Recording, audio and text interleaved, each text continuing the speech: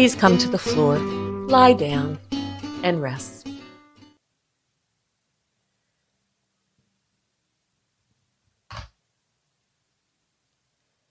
And the purpose we do this is to still the waters, quiet the waters of excitation of everything you've had to do prior to coming to class. There was a time we used to drive to classes and schlep in and hit the bathroom and get our mats on the floor. Well, that temporarily has changed. But it's becoming a new normal the way it is right now, so we adapt to that. And it's about learning better how to adapt, because life presents us with many different scenarios, and many of them aren't always expected or desired. But it's this dance of life. And I've always preferred to speak about it in terms that are more pleasant, so that we can find something that's a little easier that helps us move through the difficult times. So you notice your contact, and you listen to your breathing. And as you are listening quietly, notice what you choose to do with your limbs. So, your arms, for instance, and you don't change it. You just notice, where are my arms? Are they in a neutral? They may or may not be. Meaning, if they were there for a long time, wherever they are, and very quickly you needed to move, would there be because there were tendons and ligaments as a result, joint capsules, as a result of where you've rested, that would have to be moved slowly if you were there for a while. So we're looking for neutral. And listen to your breathing. So that as we begin a movement, before you do another movement, you're listening to the quality of your breathing that's even.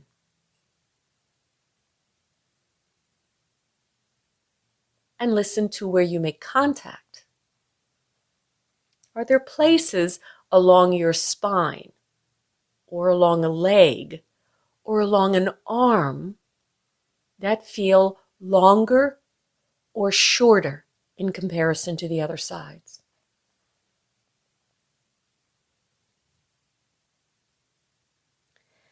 Now, many times a person goes, oh, really? Do I have to?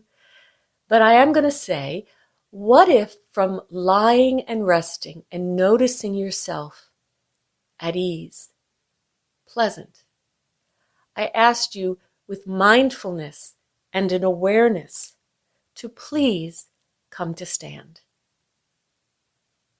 I'll share with you, it's not a standing lesson, but it is a reference movement, so that when you come back at the end to stand, you'll have another way of comparing.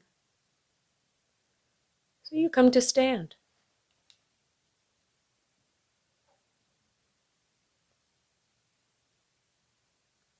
And now when we stand, it's our feet that are making the contact with the floor.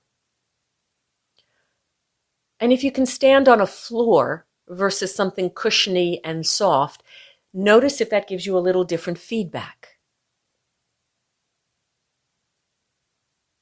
And now gently, without trying to fix or correct, pay attention to the contact your feet make.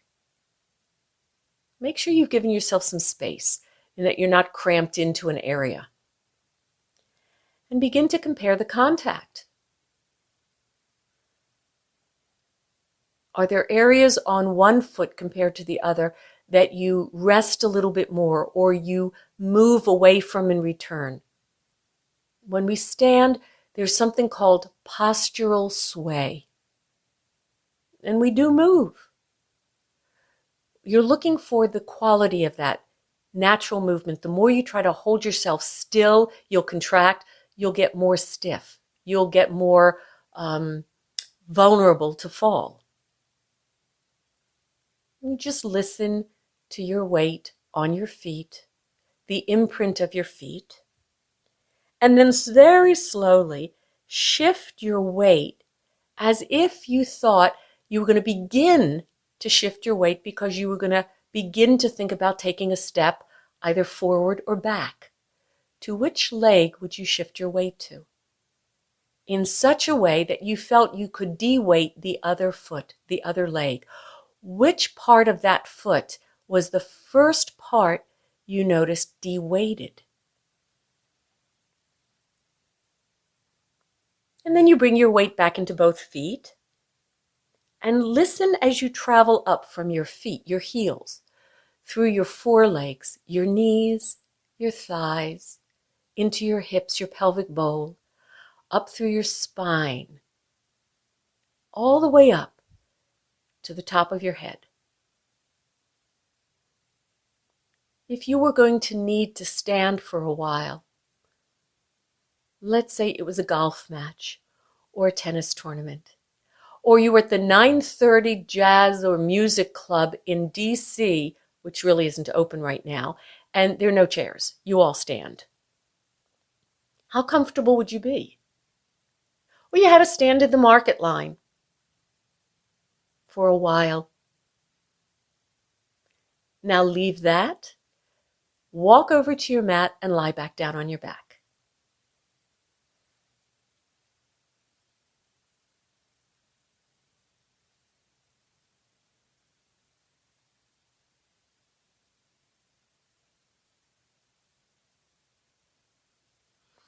When you return to your back, can you begin to imagine this is what it's like as I'm lying down? What were the sensations I had when I was standing? Is there something that feels similar, the same, or totally different? Because you've changed your relationship in gravity. And you don't have to know. You don't have to have any answers. You could just go, I have no idea. And that's fine too. Because, as my dear colleague says, learning dawns. If we tried to rush the dawn, the sunrise, who's fooling who? Allow it to just evolve and dawn. Your nervous system, when it's ready to make sense of it, will give you oh, that's what she was talking about. And it will make sense. And then it'll be a pathway you can find again. Slowly. If I gave you a choice, which side do you think you would roll to? So just think about it for a moment. Don't go there. But think about, if I gave you a choice, which side would you choose to roll to? And now, if I take that choice away and I go, no, we're going to follow the scheme of the lesson so I can see better. Could you use that as information that if I am able to lie on that side, but it might not have been my initial choice, I just stay much shorter on the side. And you use a sense of rolling to roll you back to your back. Unless you really feel, because this lesson goes from side to side, that the side I'm going to ask you to start on isn't so available. Please, organize yourself, whether you want to use head support or not, to lie on your right side. When you get to your right side, please bend your hips and knees ballpark 90 degrees and decide what you would like to do, whether your right arm will be your support for your head or you're going to use head support. Think the head support is relatively equal to the height that a right arm would give you for support. And that gives you more a sense of head, neck, spine alignment. And then give yourself a moment to scan yourself here, because gravity now is weighing on the left side into the floor. So can you feel the left side of your face compared to the right side resting on the support of your arm? Can you feel the left shoulder through you to feel the right shoulder? Is the left shoulder in front or behind the right shoulder or on top of it? Can you compare the left ribs, possibly a little bit more accordion together because of gravity, and feel your right ribs on the floor through the left ribs? Can you feel your left hip through the pelvic bowl down into your right hip? And therefore, can you feel your left leg bent through the right leg and the right outside edge of the leg resting on the floor? Now, very slowly, it might be advantageous to have your left hand in a push-up position in front of your chest. But if you choose not to use it that way, at least every once in a while explore and compare, well, what if you did? What if you did? Where does it advantage something? And a very small, easy movement. You're going to begin to slide both legs together a little towards you, towards your tummy, and then back to this neutral. The first moment you feel there's friction, there's traction, you stop, even if it's just a millimeter or a centimeter of movement.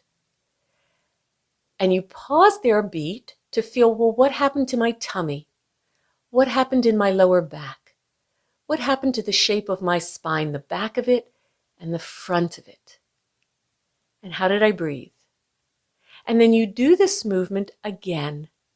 You're drawing your legs together towards you, sliding upward on the floor, and then returning them to neutral. You just notice if this left hand in a push-up position helps, or you feel, nah, I don't need it.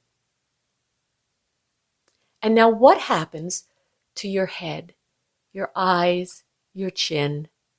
What happens to the length of the back of you from the crown of your head to your tailbone? And what happens to the front of you from the crown of your head to your pubic bone? And slowly give the permission that the equal amount you are able comfortably to slide both knees towards you is the same amount your head looks down and your chest, your sternum sink a little down and back, so that the back of you starts to get a little longer, the front of you has gotten concave. And here I love thinking of rainbows. So the back of you is that higher arcing of the rainbow, and the front of you is the equal and opposite arcing of the underside of the rainbow. And listen to how you breathe. So throughout, you're maintaining the 90 degrees at your knees, but it's your hip joints that are changing. And every time you explore this, resting in between the coming, bringing the knees closer to you, and the moving them away, and notice is the timing of the movement, the little bit of your head, your chest accompanying it. Is it at the same time? Now think about what your pelvis is doing. What does your pelvis need to do to make the knees lighter and easier to draw towards you? And what does the pelvis need to do in order to slide the knees back to their neutral? And then after you've done that a few times, so that you can pay attention not only to the knees, your pelvis, or your chest, your sternum, your head, your eyes, your breathing, and how your left hand helps. Then you just pause for a moment.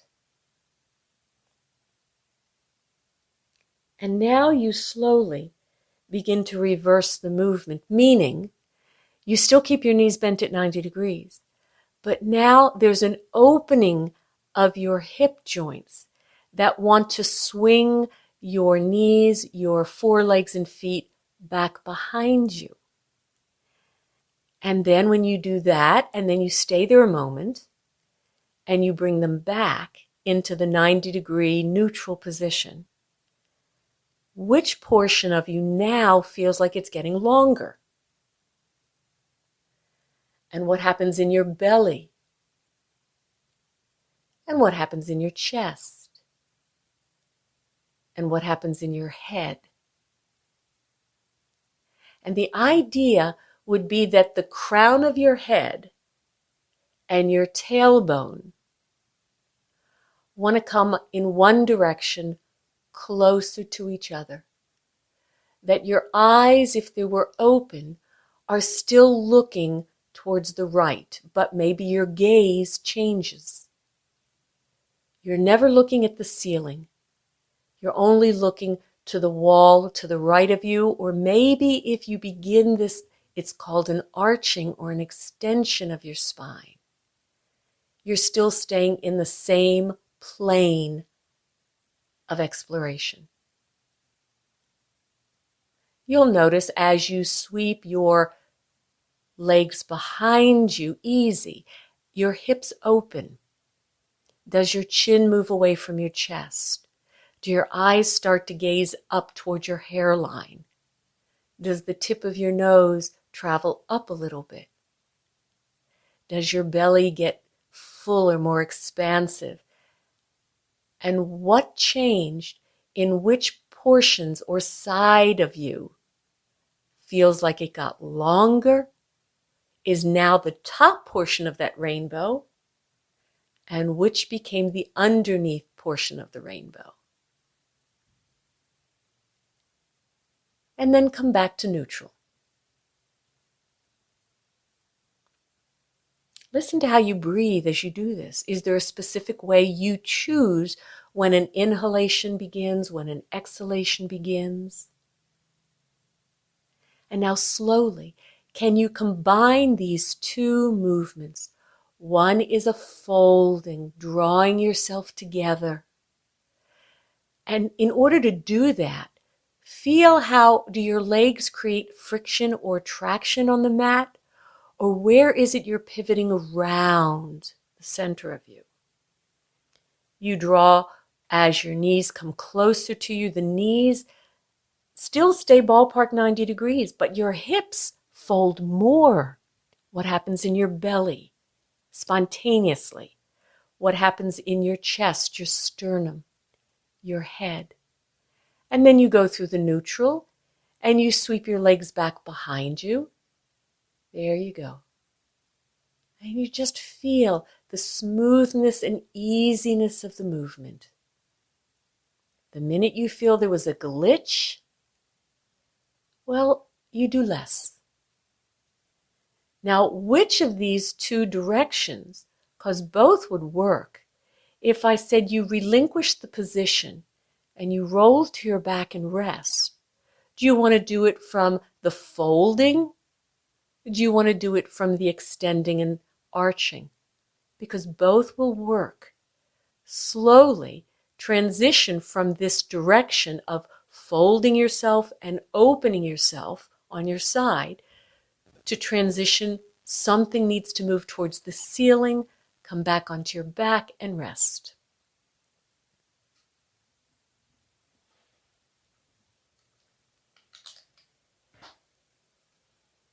Notice your contact and your breathing. Your breathing will give an indication of the quality you were exploring and ease. And by all means, notice contact. And were you thinking, oh, if I was going to initially roll to my right side, how did Peggy know that? Or are you going, oh, I was going to go to my left, but okay, I can go to my right. Now, roll to your left side.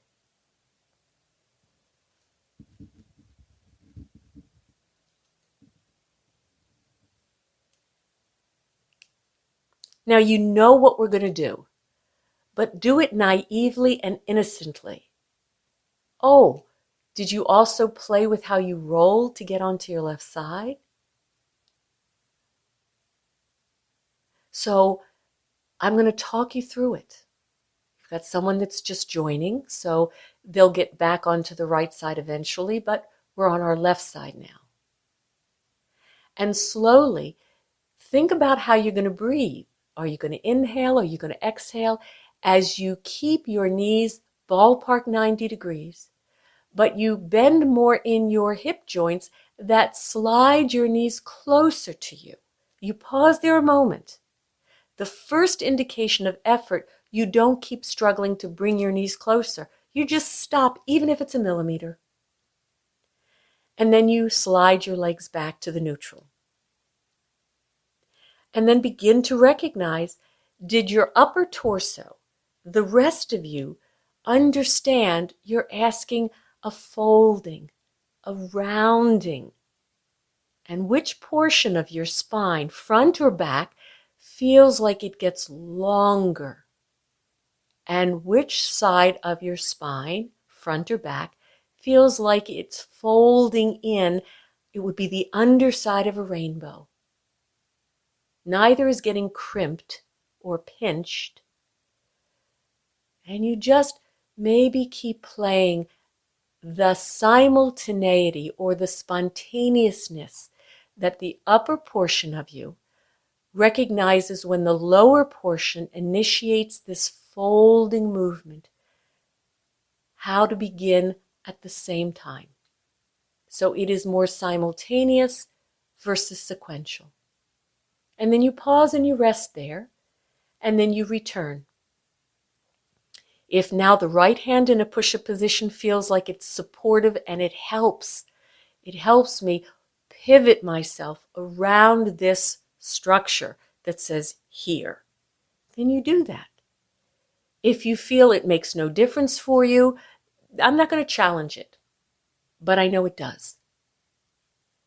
And I'm going to share this. If it is difficult for a hand to stand in a push-up position, in Feldenkrais we have something we call an artificial floor. We build up the floor surface to make it higher if there is any discomfort or pressure in a hand standing in a push-up position.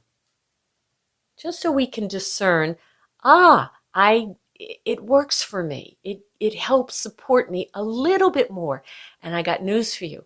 Even a teeny weeny amount of support is beneficial. Now, if this is problematic and it's a little difficult, here's a modification. What if you just did this with the top leg and you left the bottom leg quiet?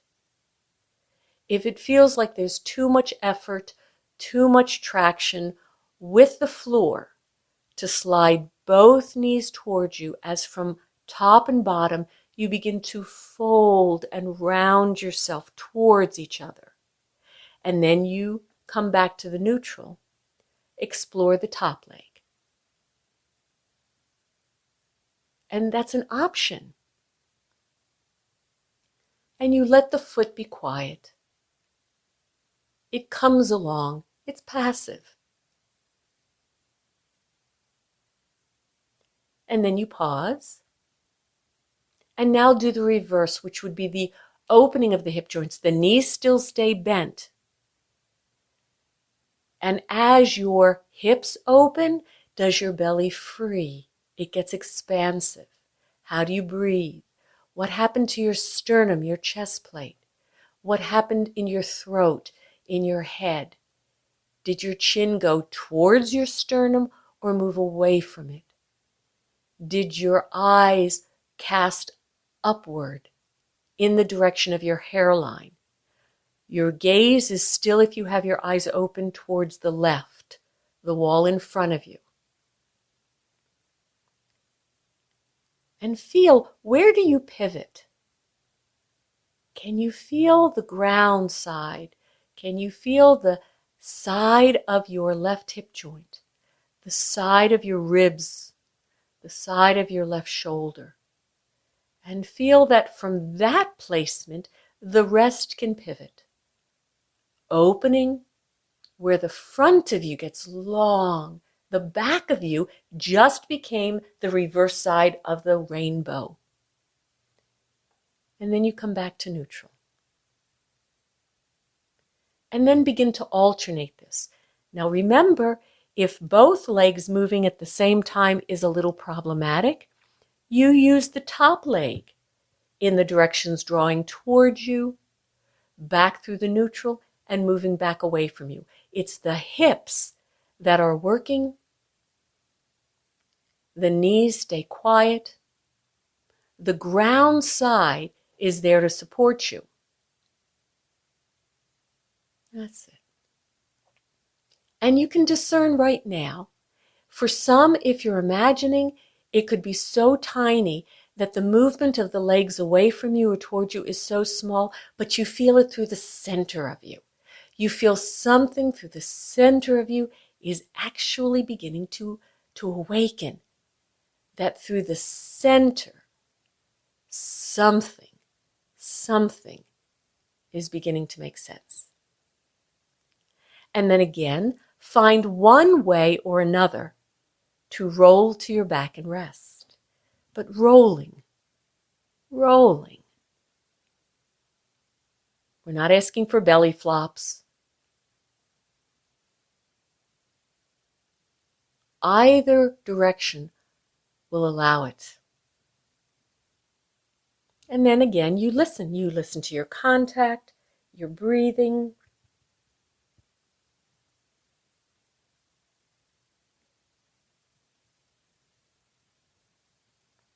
Now, just to compare something very familiar, and I'm adding this in because I just always love to recognize, oh, it's the same thing almost, but it's different, but it's similar. Bring your feet to stand as you lie on your back. So this would be the neutral position on your back. It's going to be different. And slowly begin to tilt your pelvis so that in one direction you roll your pelvis so that your lower back gets really long. And you feel, oh, there's that length I feel through my spine. The only difference here is because your head is just neutral, you'll feel here your head will rock back. And then slowly reverse the tilting of your pelvis. You go through neutral and you tilt your pelvis down. And you feel up.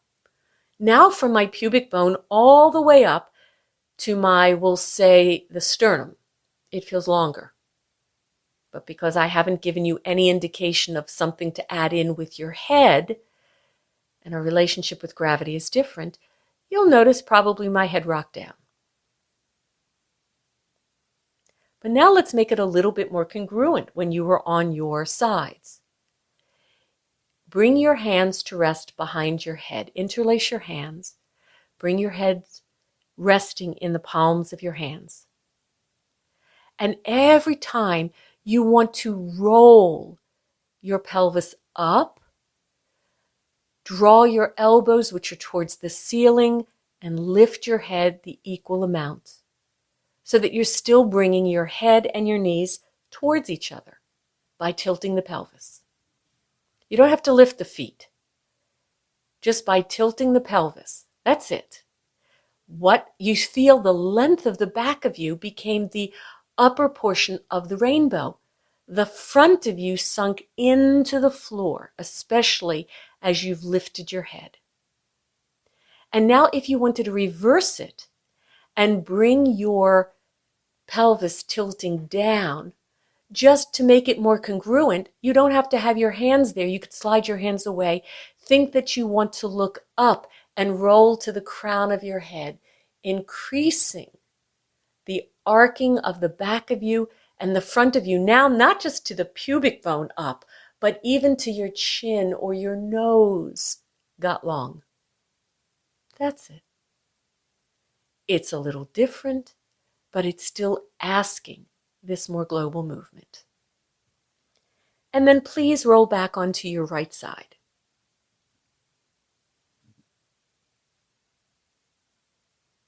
Now, we're going to do something that will be less stable. It'll make you a little bit more mobile. And it's certainly what most people, when you come to Feldenkrais and a practitioner says, please lie on your side, see if this is what you would do. Begin to straighten your legs.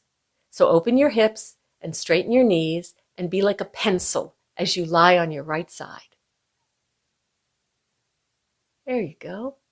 So your legs are long beneath you, as if you were standing. But still have your head not towards the ceiling, looking forward towards the right. Now again, if this feels a little precarious to do with both legs together, then you can use the top leg to explore. Slowly, the same movement. You're still going to leave the knees as they are, but you're going to bend in your hip joints to sweep your legs forward. Did your head also follow? That's it. And then slowly sweep your legs and your head back to this long vertical line. And now just do that movement of folding yourself. It's like a jackknife. Anybody who ever did diving, you just moved yourself into a jackknife position. And you'll notice I'm wobbling a little bit more. So maybe that's when your left hand in a push-up position helps as a pivoting place to pivot around. But it's not rolling to the floor or rolling to the ceiling. It's folding together. Or remember, some of you could just leave the right leg long and slide the left long leg up.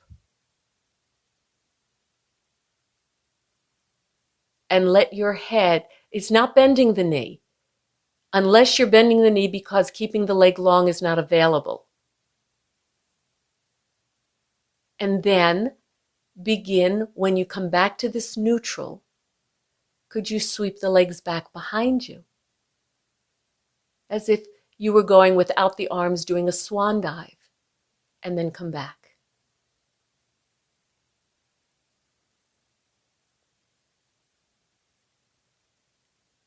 Now, what if I said, every time you're going to sweep your long legs forward, you flexed your ankles.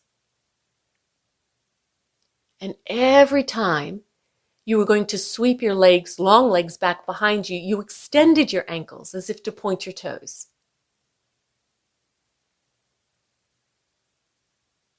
And the upper torso is still doing the same thing, equal.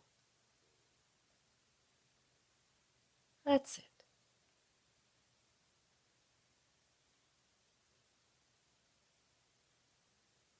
And now compare something. Extend your ankles as you sweep the legs forward, and then flex your ankles as you sweep the legs back.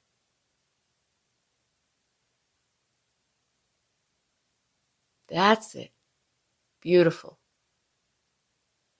And now if I said, okay, use one of these, folding by sweeping the legs forward, sweeping the legs back, extending, how would you use that to roll onto your back and rest?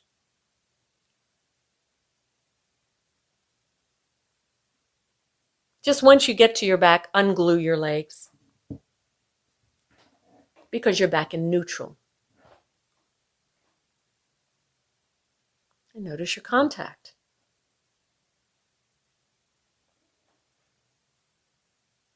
And then roll onto your left side.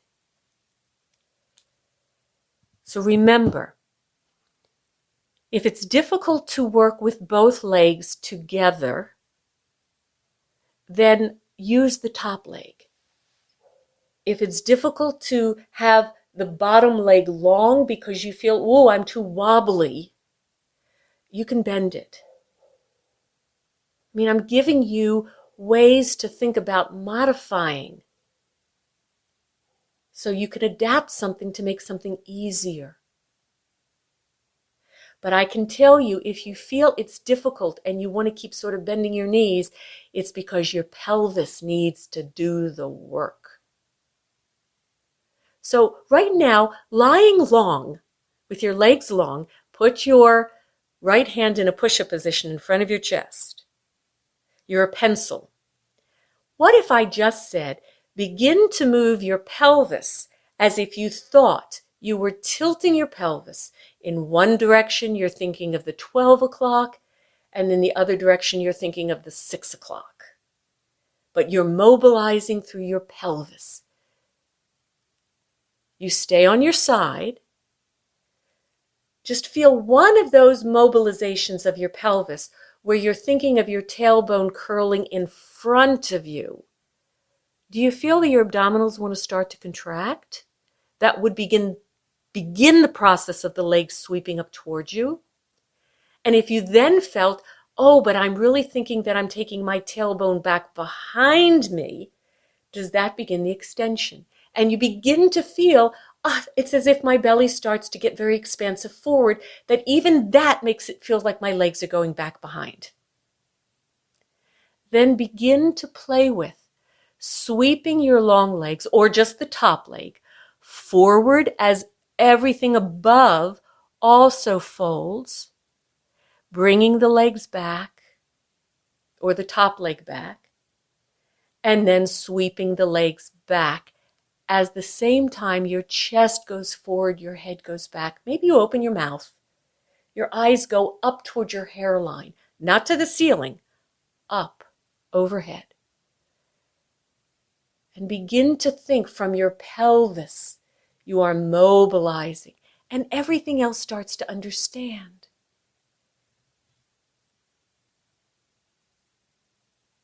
So the head looks down towards the knees as the knees come towards you. The head looks up overhead as the legs sweep back behind you. Better. Better. There you go. That's it. Oh, now for someone that I was witnessing before was having difficulty, it's looking like a kid. Just, oh, wow. What made this so much simpler? Some of you are noticing my bottom arm I'm resting my head on is sweeping with me too. That's it. And now begin to add in flexing your ankles and extending your ankles. Which one did you notice when I gave you the way of playing felt more congruent? It just felt, God. Now you could also think, well, what if I was going to use both of my legs to kick a ball? What would you do then? Which pattern would awaken if you thought you were going to move a ball?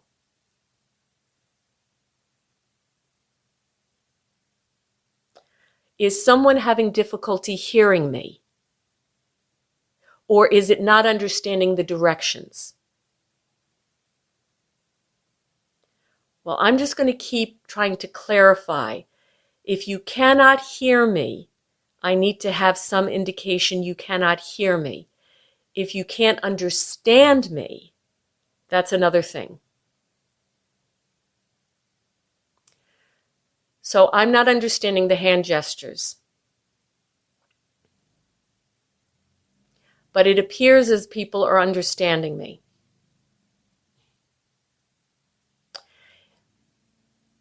Can you hear me? That's all I wanted to know. Good. Then watch. Then observe. Good. Everybody roll to your back and rest a moment.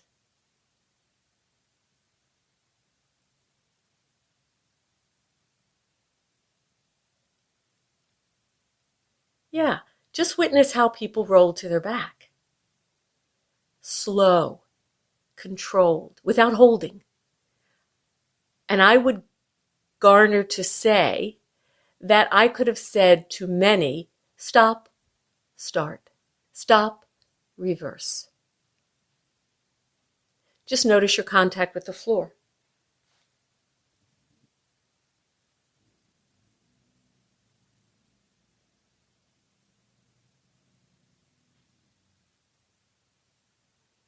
And roll back onto the right side.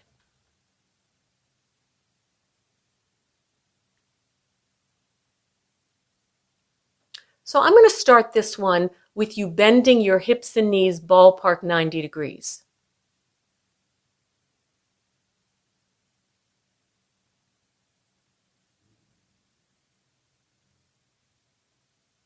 Now, remember cartoons, Roadrunner? So what if I said, begin to slide your right knee towards you as you sweep your bent left leg back behind you. So the knees stay bent 90 degrees, and then bring them back together, and then reverse it. And there'll be a little bit of rolling. You feel that? That's it. And begin to explore, do you want to flex one ankle? Do you want to extend the other ankle? For some, you bring the foot that it goes onto the floor behind you to slide on the floor. Others, you can have the leg a little parallel to the ground. And you can imagine, I'm being Roadrunner, I'm running. And find out what your head is doing, which leg your head is following. The leg that's going away from you or the leg that's coming towards you. If the leg that's coming towards you is the one you're following, it means your head is rounding, looking down at the knee. Or is your back of your head going towards the back foot? You're just playing with it. Good. And now lie on your right side.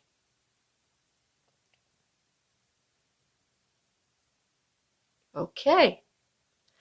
Lengthen your legs. Become a pencil.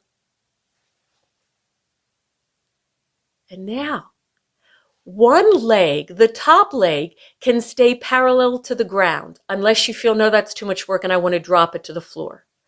But what if I said, slide the bottom leg towards you as you sweep the top leg back behind you. Bring them back together again and reverse it. And play with which ankle you would want to flex and which ankle you would want to extend.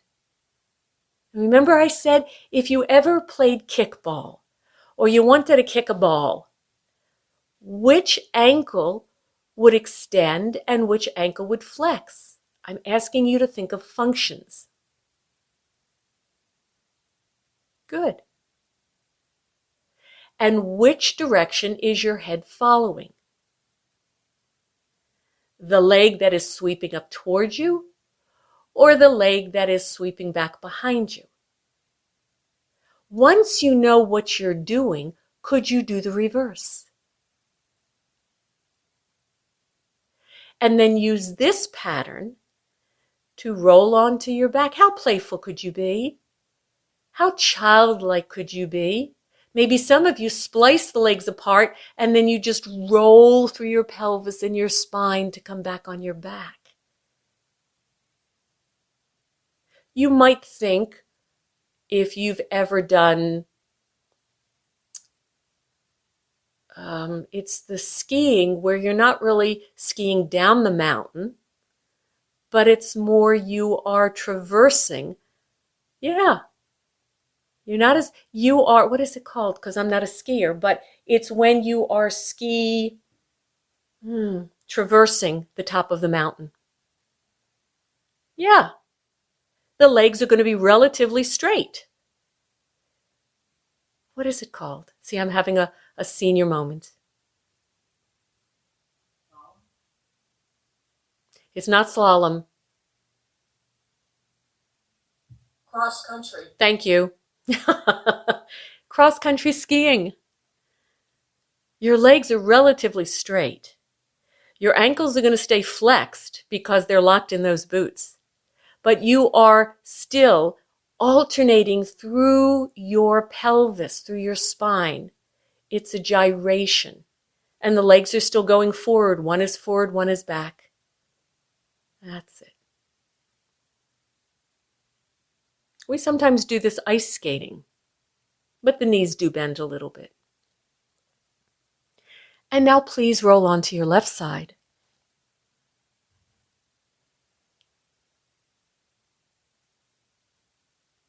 First, start with the hips and knees bent 90 degrees.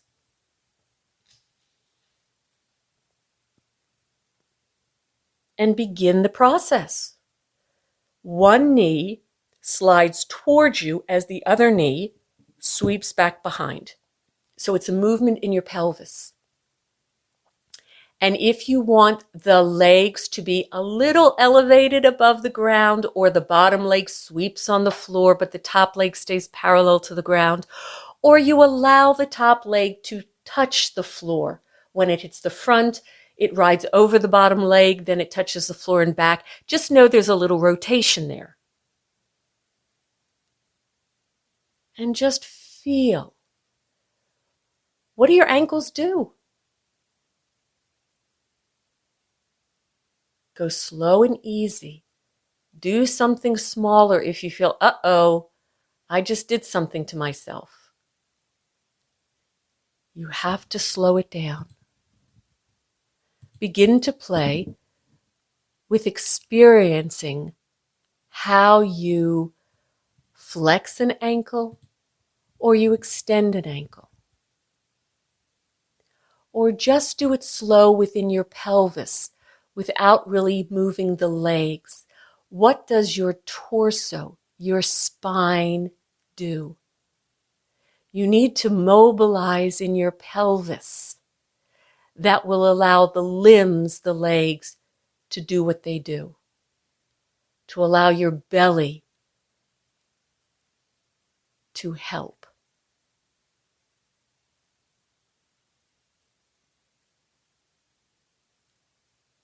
That's it. It starts in the pelvis.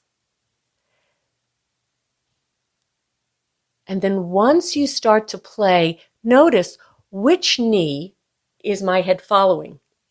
Is it always following the knee that comes forward, or is it following the top knee or the bottom knee? And then those are explorations you can play with and change up. You can think of running.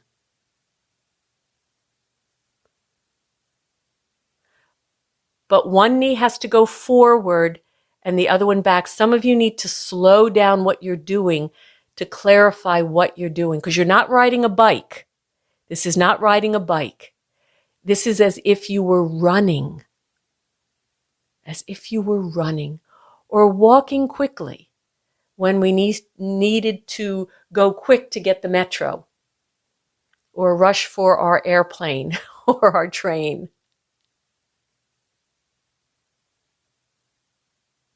And then rest on the left side.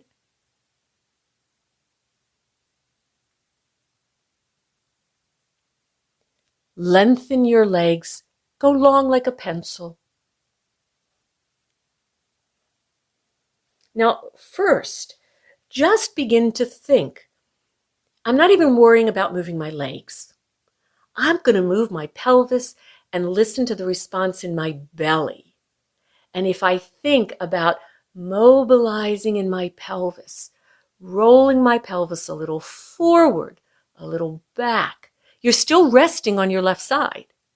But in one direction, you'll feel your tailbone is curling up under you as if the doggy just tucked its tail between its legs. What happened to your belly then? And then you reverse it and you allow your tailbone as if it wants to go back behind you. Your belly will get expansive. Can you already begin to feel that is mobilizing your legs to move? Then when you feel that, allow your legs to sweep. If it feels precarious to sweep your legs long, you can bend them. Or you can sweep the top leg and keep the bottom bent. Or you can keep the bottom leg long and the top leg bent. Can you hear all of these ways of playing and exploring? Or if you were in a marching band for football, how would you organize yourself?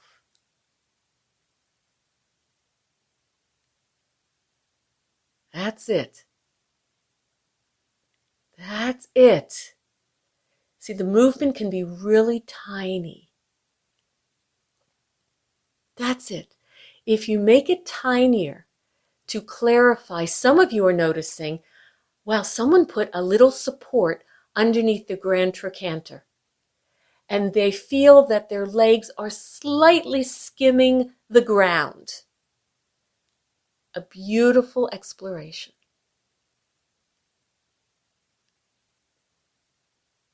And then slowly roll to your back and rest.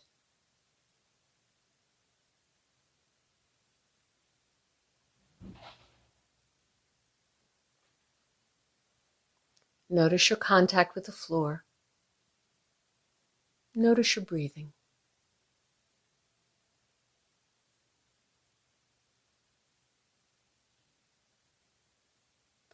You get to choose one more variation.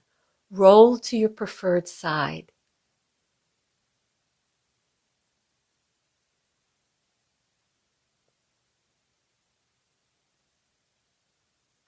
Bring your arms in front of you like a hand sandwich. So maybe you need a little head support.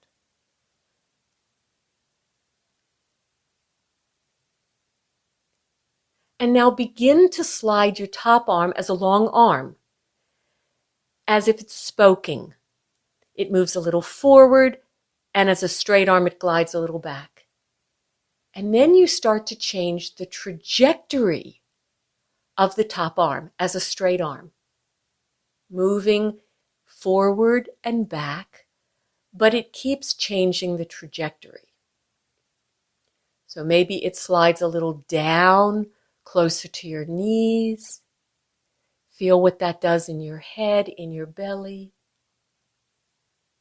And then you also explore the field above the bottom arm lying long in front of you. And what does that do in your pelvis, in your belly, in your chest? And if I said, begin to explore the ground overhead with a long arm, notice when you might want the top leg to match what the top arm is exploring. Does it do the exact same thing, or does it do the equal and opposite?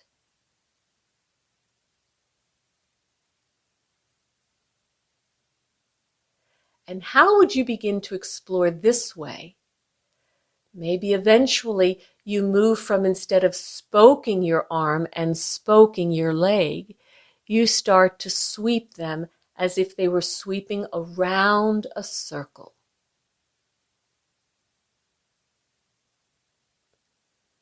And maybe the arm and the leg come closer together in the front, and maybe they sweep away and around until you find, as some of you are finding, how you can roll to your back. And others already found how they rolled from their back onto their other side.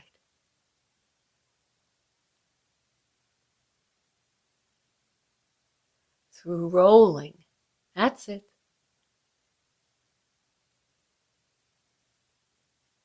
And whether you fold and open and you sweep, legs long, knees bent, feet flexed, feet extended, road runner. How many options? Then slowly let it all go. Use one of the patterns to roll to your back and rest, neutral. Listen to your breathing. Listen to your contact. Listen to your length.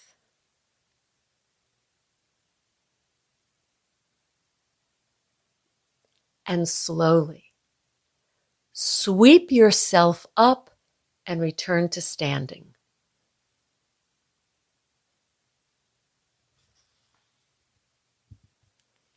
Now you remember in the very beginning, I had you come to stand. So again, reiterate standing on the floor as you did before. So you're comparing apples to apples. And then I always joked, you cannot compare a Macintosh to a Honeycrisp. They are very different. But just compare what your standing is like now. How you stand on your feet, your postural sway, your sense of you in the vertical. And then shift your weight to one side